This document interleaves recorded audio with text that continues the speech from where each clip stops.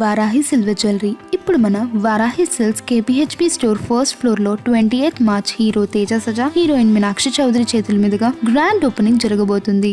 అనకాపల్లి జిల్లాలో ముఖ్యమంత్రి చంద్రబాబు పర్యటించనున్నారు. ఆర్సెలార్ మిట్టల్తో పాటుగా నిప్పన్ స్టీల్ ప్లాంట్ కానీ శంకుస్థాపన చేయనున్నారు. మొత్తం 2 దశలలో నక్కలపల్లి స్టీల్ ప్లాంట్ నిర్మాణం చేపట్టనున్నారు.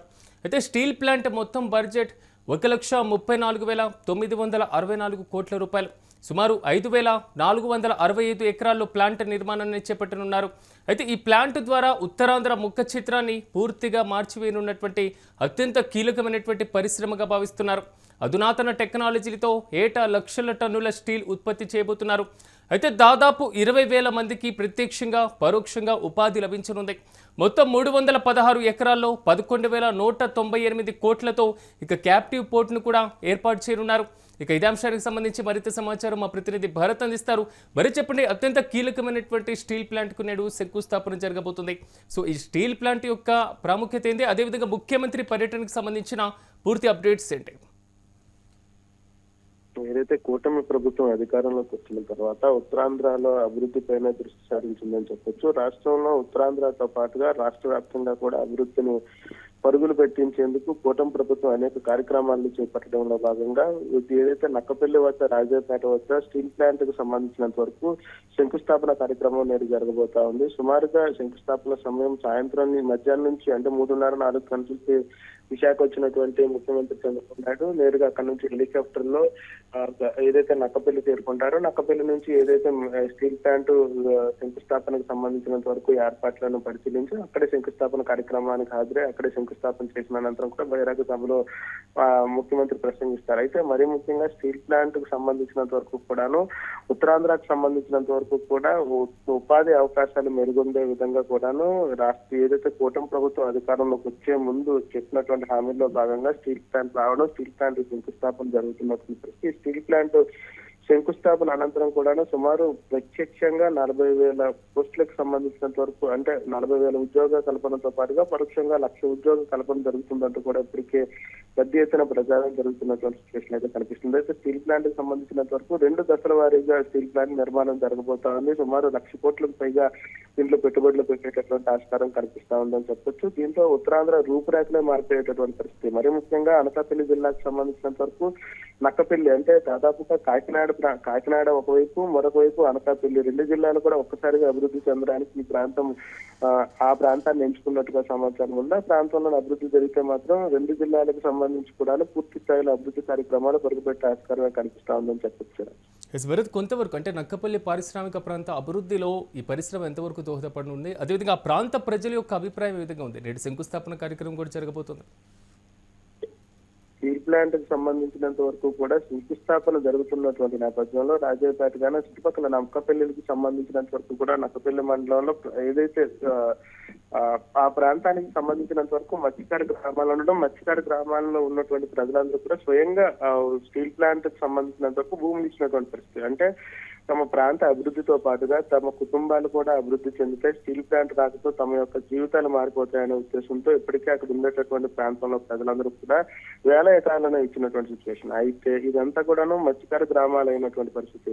అయితే కొంత ఎప్పుడు కూడా అభివృద్ధికి సంబంధించినంత వరకు 2 విధాలుగా ఉంటుంది. నాణ్యానికి ఒకవైపు, నాణ్యానికి రెండో వైపు అనేటటువంటి పరిస్థితి. కాకపోతే మత్స్యకారులు ఎవరైతే ఉన్నారో మత్స్యకారులు తమ జీవన వృత్తిని వదిలేస్తూ ఏదైతే స్టీల్ ప్లాంట్ భూములు ఇచ్చినటువంటి నేపథ్యం, స్టీల్ ప్లాంట్ వచ్చిన తర్వాత తమకు సంబంధించినంత వరకు ఏదైతే ఉపాధి అవకాశాలతో పాటుగా తమ ప్రాంత అభివృద్ధి జరుగుతుందంటూ కూడా ఆశాభావం వ్యక్తం అవుతున్నటువంటి సిచ్యువేషన్ ఉంది. కాకపోతే తమ వృత్తి ఏదైతే ఉందో వృత్తి కోల్పోతున్నాం అంటూ కూడా కొంతమంది ఆవేదన వ్యక్తం చేస్తున్నటువంటి పరిస్థితి. స్టీల్ ప్లాంట్ వచ్చినటువంటి పరిస్థితుల్లో చుట్టుపక్కల మత్స్య సంపద కూడా తగ్గే పరిస్థితి ఉంటుందంటూ కూడా కొంత ఆవేదన వ్యక్తమైనప్పటికీ కూడా అధిక శాతం మంది స్టీల్ ప్లాంట్ రాకపోతే తమ ప్రాంతం అభివృద్ధి చెందుతుందంటూ కూడాను మత్స్యకార గ్రామాల్లో ఉన్నటువంటి వాళ్ళు చెప్తున్నటువంటి సిచ్యువేషన్. ఇదంతా కూడాను నాణానికి 2 వైపులు చెప్పుకునేటటువంటి పరిస్థితి. అయితే ఉత్తరాంధ్రకు సంబంధించినంత వరకు కూడా అనకాపల్లి జిల్లా ఏర్పాటు అయిన తర్వాత నక్కపల్లి ఏదైతే అనకాపల్లి నుంచి సుమారుగా 40 కిలోమీటర్ల దూరంలో ఉంటుంది.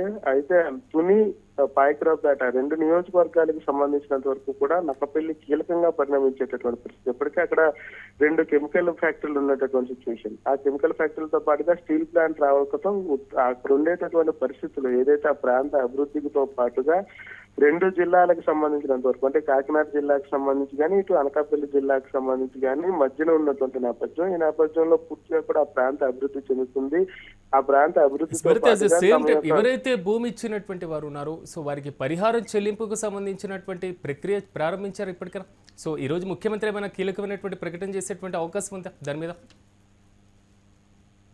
భూములకు సంబంధించిన అంశానికి సంబంధించి ఇప్పటికే రైతులకి కొంతమందికి భూములకు సంబంధించి పరిహారాలు ఇచ్చినప్పటికీ కూడా కొంత పరిహారాలకు సంబంధించినంత వరకు కూడా కొంత అక్కడ గ్యాప్స్ అనేవి ఉన్నటువంటి నేపథ్యం. ఈ నేపథ్యంలో ముఖ్యమంత్రి శంకుస్థాపన అనంతరం కూడాను ప్రకటన చేసేటటువంటి పరిస్థితి ఉంటుంది. ఆ ప్రకటనలో కీలక ప్రకటనలు వచ్చేటటువంటి రాస్తారు. ఎందుకంటే ఆ ప్రాంతానికి సంబంధించినంత వరకు భూమి కోల్పోయినటువంటి రైతులకి భూమితో పాటుగా ఉద్యోగ ఉపాధి అవకాశాలు కల్పిస్తామంటూ కూడా ఇప్పుడు హామీ ఇచ్చినటువంటి సిచ్యువేషన్.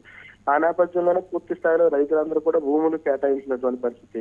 అయితే తమ భూములు ఇచ్చినటువంటి నేపథ్యంలో వేరే ప్రాంతాల్లో అంటే రీహాబిటైజేషన్ కి సంబంధించినంత వరకు కూడా ప్రభుత్వం కొంత గ్యాప్స్ ఇచ్చినటువంటి సిచ్యువేషన్. ఎందుకంటే గత ప్రభుత్వానికి సంబంధించినంత వరకు ఈ ఏదైతే పూర్తి స్థాయి ల్యాండ్ ఎక్విజిషన్ చేసుకున్నటువంటి నేపథ్యంలో వాళ్ళకి రీహాబిటైజేషన్ ఎక్కడ ఇవ్వబోతా ఉన్నారు, రీహాబిటైజేషన్ సంబంధించి కొంత స్పేస్ ఉన్నటువంటి నేపథ్యంలో అక్కడ ఉండేటటువంటి స్థానికంగా ఉన్నటువంటి ఎమ్మెల్యే అదేవిధంగా రాష్ట్ర మంత్రి అయినటువంటి అనితతో ఇప్పటికే ఆ మత్స్యకార గ్రామాల వాళ్ళు మాట్లాడడం, వేరే ప్రాంతానికి తరలించేటటువంటి ప్రాంతాలను పరిశీలించి వాళ్ళని పంపించేటటువంటి ప్రక్రియ కూడా ఇప్పటికే పూర్తవుతున్నటువంటి పరిస్థితి. అయితే కొంత రైతులకు సంబంధించినంత వరకు కూడా నష్టపరిహారానికి సంబంధించి దాంతో పాటుగా రీహాబిటైజేషన్ సంబంధించి కొంత గ్యాప్ ఉన్నటువంటి నేపథ్యం. అంటే ఇంకా పరిహారాలు చెల్లించాల్సినటువంటి పరిస్థితి ఉంది.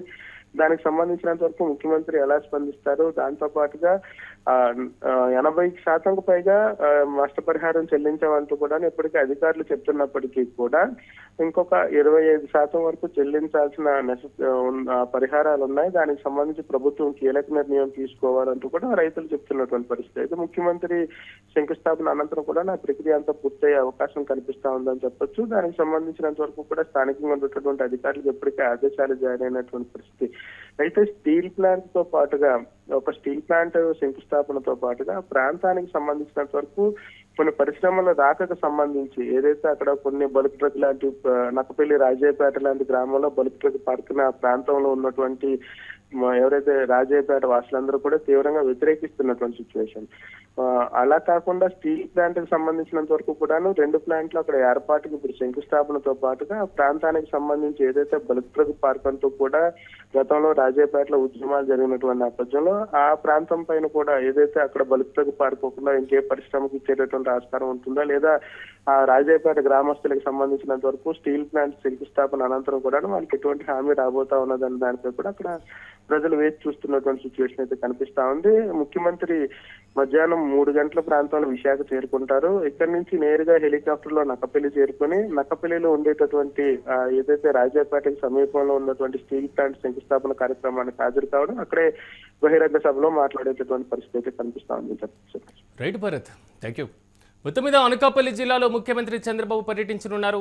ఆర్సెలార్ మిట్టల్తో పాటుగా నిప్పన్ స్టీల్ ప్లాంట్కు ఆయన శంకుస్థాపన చేయబోతున్నారు.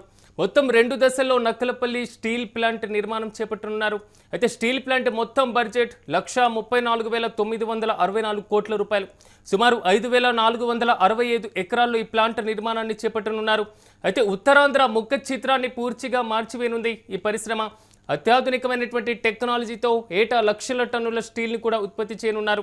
దాదాపు 20,000 మందికి ప్రత్యక్షంగా పరోక్షంగా ఉపాధి లభించనుంది. మొత్తం 316 ఎకరాల్లో 11,198 కోట్లతో క్యాప్టివ్ పోర్ట్ను కూడా నిర్మించనున్నారు.